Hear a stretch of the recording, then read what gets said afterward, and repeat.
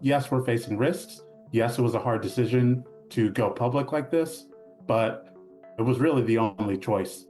Housing isn't political, or at least it shouldn't be. But because of the decisions that are being made now, it's become a political issue. And the downstream consequences of that are going to be catastrophic. It's essentially civil rights enforcement at HUD and throughout the federal government is being dismantled. It should not have come as a shock. The administration's agenda to roll back civil rights was specifically outlined in Project 2025, that 900-page roadmap written by conservative think tanks and former Trump administration officials. Upon his inauguration, sure enough, the president immediately began issuing executive orders, ending programs, halting investigations, and appointing anti-civil rights loyalists to key positions in his government. Some Democratic leaders spoke out and roundly condemned budget cuts and layoffs.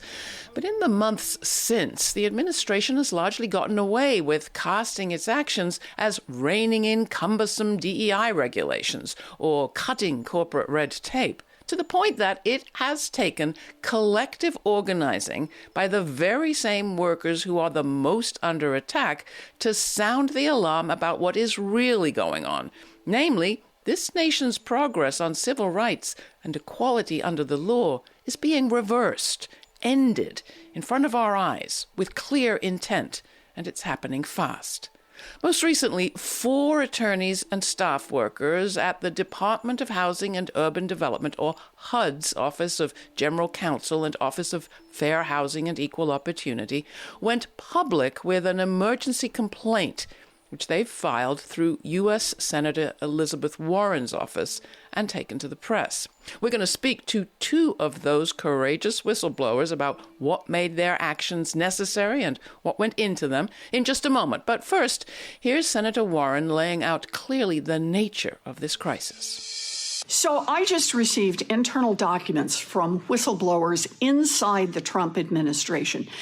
And if you buy or rent a home or hoping to someday, you need to hear this. So right now, if you're a mom protecting her kids from living with an abusive father, or if you're getting denied a mortgage because of the color of your skin, you have civil rights protection under U.S. law. But the Trump administration has been systematically destroying these federal protections for renters and homeowners.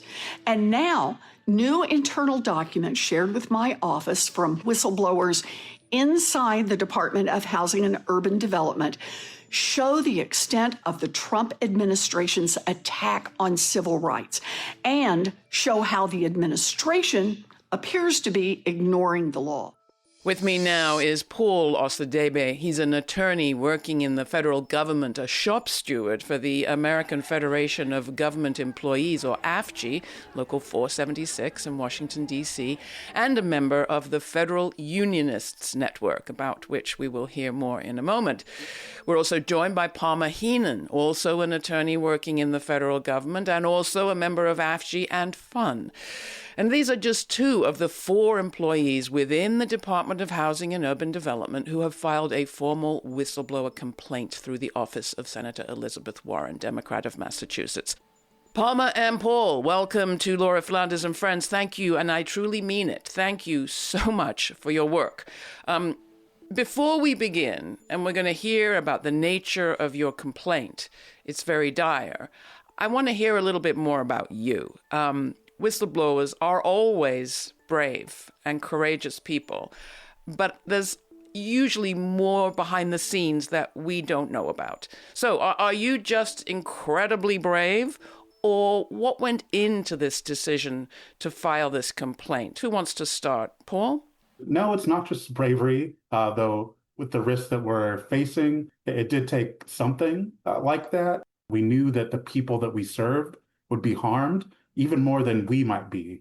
So yes, we're facing risks. Yes, it was a hard decision to go public like this, but it was really the only choice. Palmer, what went into your decision to join in this suit? I think that Paula said it really well. I've spent the vast majority of my legal career, I've dedicated it to helping people vindicate their civil rights. And that means that we're sort of called to something, I think, a little bit larger. There's huge risk to Paul and I in making this decision. But at the same time, the folks that we're trying to help, the folks that we're trying to bring the cases forward for, are the ones that are also at risk. I mean, the people that we help on a day-to-day basis, they might be on the streets. They might literally be in danger for their lives because their cases aren't being moved forward by our office. And so at the end of the day, if I'm weighing my career versus the life of someone or a child living on the street, I didn't really see it as being a choice. Lay out what are some of the key points in your whistleblower complaint. Essentially, civil rights enforcement at HUD and throughout the federal government is being dismantled. So if you are someone out there who's renting or trying to buy a home, if you're a veteran with a disability or survivor, or someone who's being discriminated against based on your race or just for having a family or having kids, you're supposed to get help when that happens.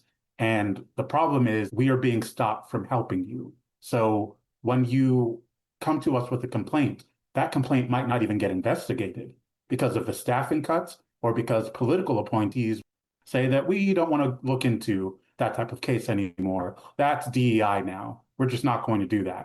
And who is making these decisions, Palmer? I think that a level of political interference we're seeing, so these are recently installed political leaders within HUD, are the ones that are making these decisions. And so they have long histories in housing law? Are they attorneys like yourselves? Some of them are, and some of them aren't attorneys. But the frank fact of the matter is that our office represents the most experienced group of fair housing advocates practically across the country.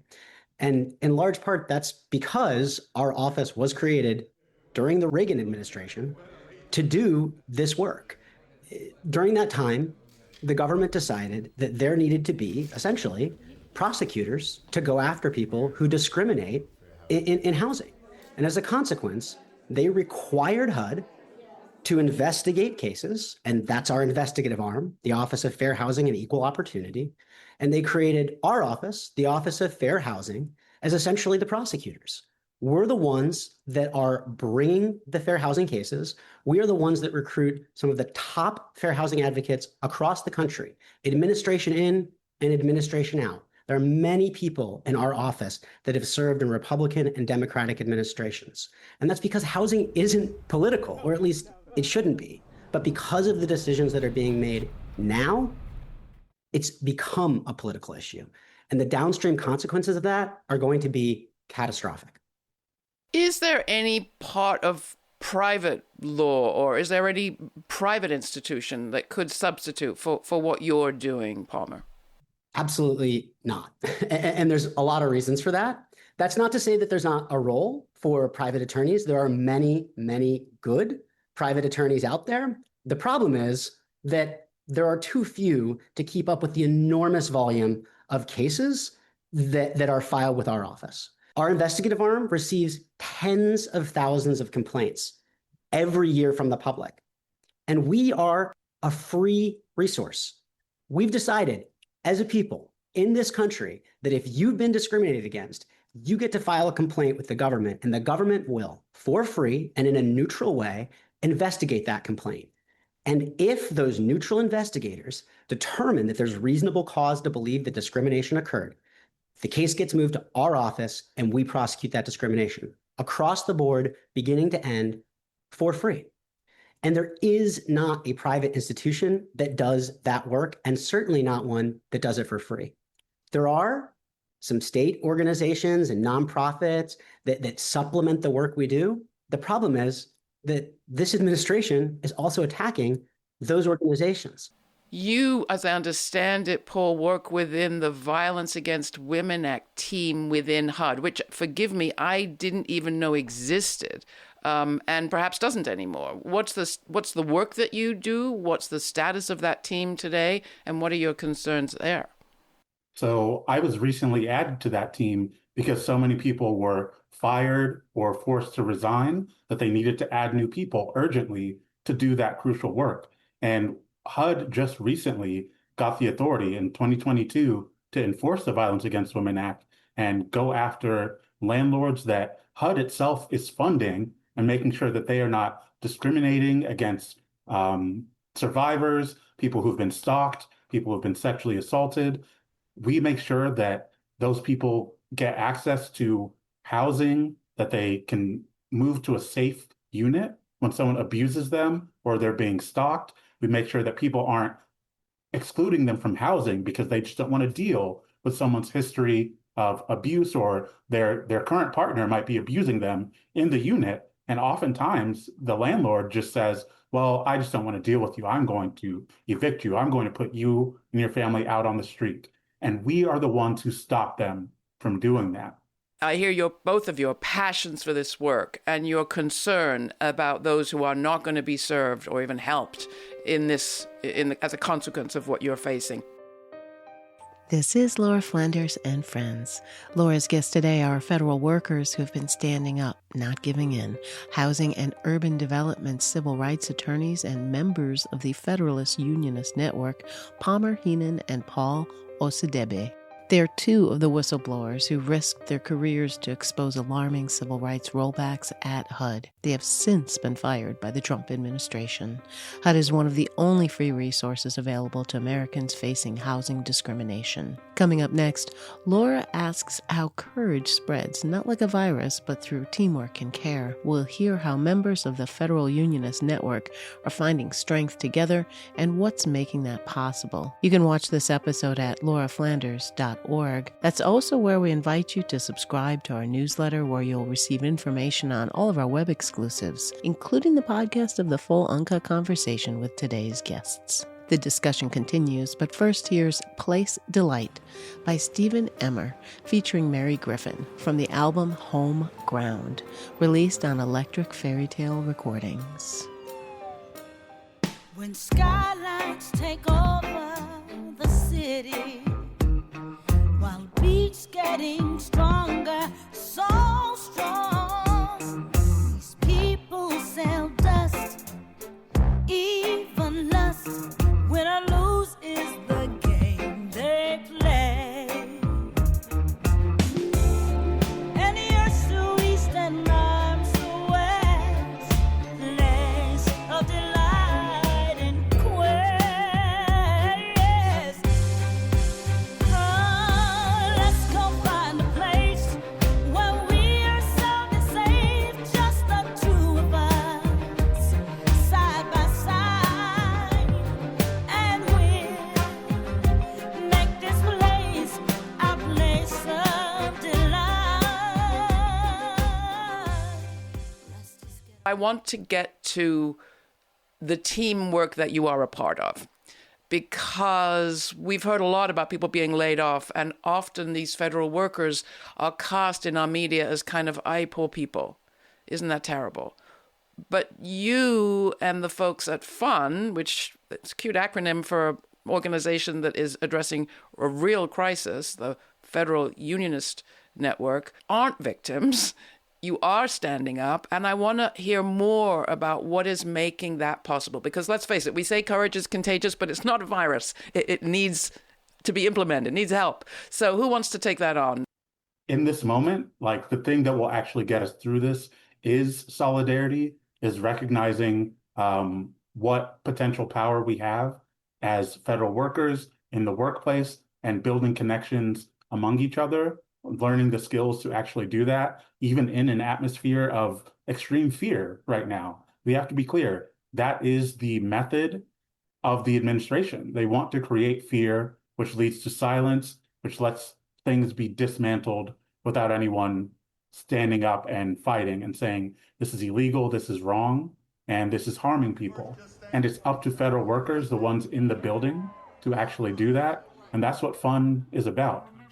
We make sure that people know that they're not alone, that there are people who are ready to fight and know how, and that it is our job and our role to not just kind of sit here and take it, or just to be apolitical, when political appointees won't let you do your job, it's up to you to defend your agency and to come together with your coworkers who are all under attack and protect both yourselves, your agency, and the people that we serve.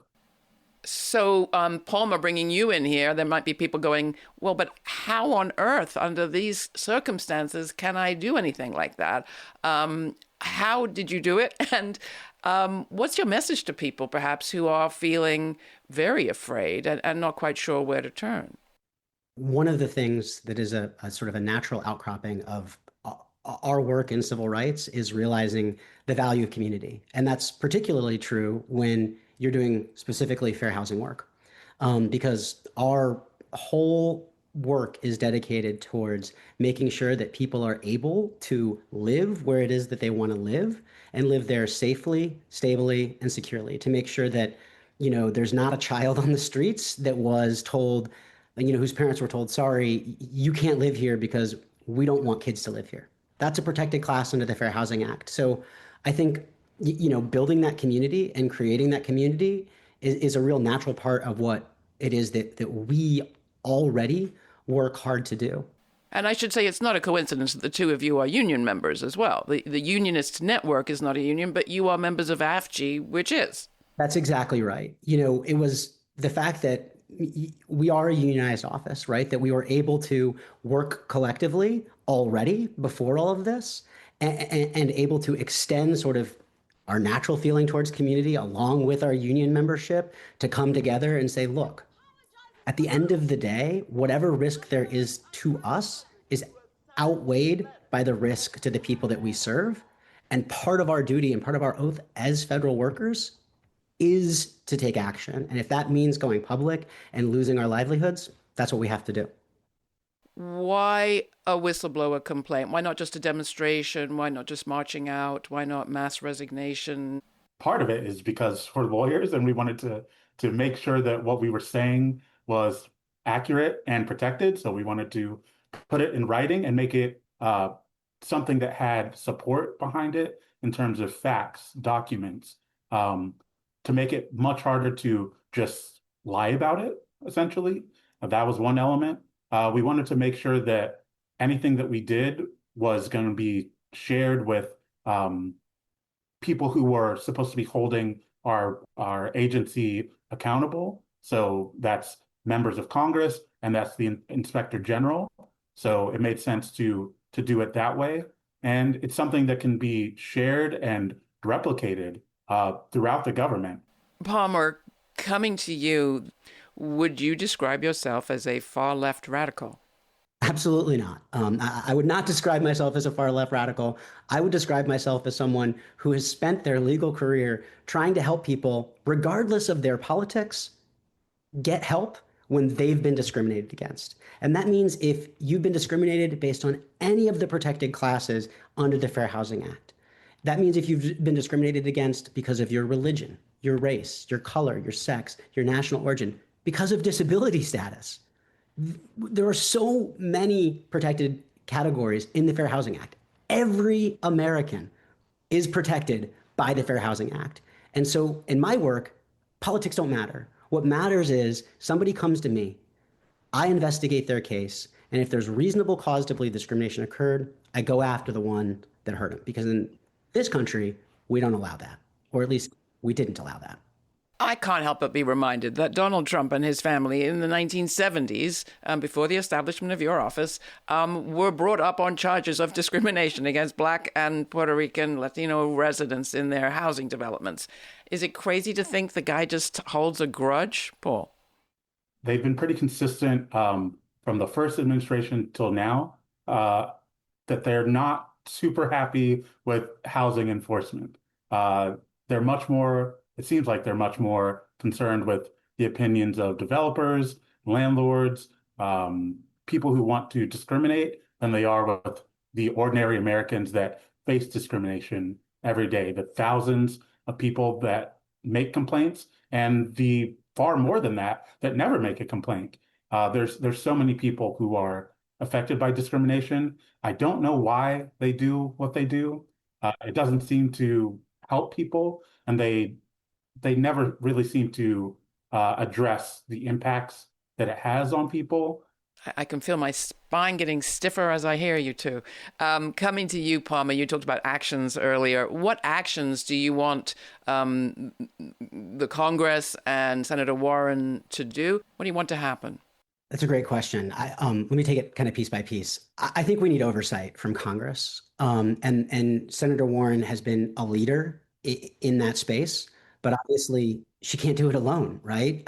We need folks on both sides of the aisle to realize that housing is important. Every member of Congress has someone in their district who our office has helped, and that's because Congress created us to do that work for the members of all their districts. And so we need every member of Congress to stand up and say, we're not going to allow this, right? We can't allow for it to be more difficult for people to find housing. Costs are already through the roof, and housing is so expensive. We can't let it get more expensive. We can't make it harder for a family to find housing. We can't make it harder for a disabled veteran to find a place that his wheelchair can literally get in the door. So we need oversight to make sure that we're doing the work that Congress required us by statute to do. And to get there, I think we're going to need people to contact their members of Congress. We need people to reach out and say, look, this is how, I was discriminated against, or this is what happened to my neighbor.